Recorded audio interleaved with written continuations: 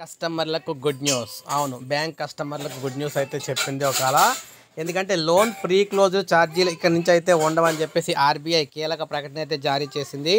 ఎవరైతే లోన్ తీసుకొని డబ్బులు ఉన్నాయని చెప్పేసి ముందుగానే కట్టేద్దాం అనుకున్నప్పుడు బ్యాంకులు ఏం చెప్తాయంటే ముందుగా కట్టేసినందుకు ఎంతో కొంత 1% 2% అడిషనల్గా అదనంగా డబ్బులు కట్టాలని చెప్పేసి కోరుతూ ఉంటాయన్నమాట. ఇక్కడ నుంచి అటువంటి అయితే ఉండవని చెప్పేసి ఆర్బీఐ అయితే ప్రతిపాదన అయితే తీసుకొచ్చింది. అమల్లోకి వచ్చిందంటే కస్టమర్లకు అయితే హ్యాపీ అనమాట. గడువుకు ముందే రుణం తిరిగి చెల్లించే వారి నుంచి ముందస్తు చెల్లింపు ఛార్జీ లేదా జరిమానా వసూలు చేయకూడదని ప్రతిపాదిస్తూ ఆర్బీఐ ఒక ముసాయిదా పత్రాన్ని జారీ చేసింది. చాలామంది వివిధ అవసరాల కోసం బ్యాంకుల నుంచి రుణాలు తీసుకుంటారు. ఈఎంఐల రూపంలో తిరిగి చెల్లిస్తూ ఉంటారు. రుణం రకాన్ని బట్టి ఈఎంఐల సంఖ్య ఆధారపడి ఉంటుంది. కొంతమంది ఎక్కువ ఆర్థిక భారం పడకుండా అన్ని ఈఎంఐలు కట్టి రుణం తీరుస్తారు. మరికొంతమంది డబ్బు చేతిలోకి రాగానే కాలపరిమితికి ముందే బ్యాంక్ లోన్ క్లియర్ చేస్తారు. ఇలా ముందుగా చెల్లించడాన్ని లోన్ మనకి ఫ్రీ క్లోజెస్ లేదా మనం అంటాం అనమాట. ఫోర్స్ క్లోజ్ లేదా ఫ్రీ క్లోజ్ అంటారు. లోన్ తీసుకున్న కస్టమర్లు ఈఎంఐలను పూర్తిగా చెల్లించడం బ్యాంకు లేదా ఆర్థిక సంస్థలకు ప్రయోజనం అనమాట.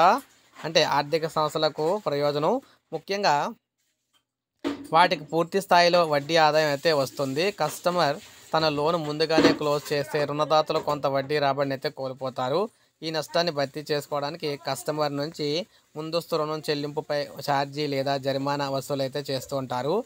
అంటే ముందుగా రుణం తీర్చే రుణగ్రహీత నుంచి రుణదాతలు అదనంగా వసూలు చేస్తున్నాయన్నమాట. ఆర్బీఐ తాజాగా ప్రతిపాదించిన ముసాయిదా అమల్లోకి వస్తే ఇకపై ఈ దందా ఆగిపోనుంది. ఇది రుణగ్రహీతలకు లాభదాయకంగా ఉంటుందని ఆర్థిక నిపుణులు అయితే చెప్తున్నారు.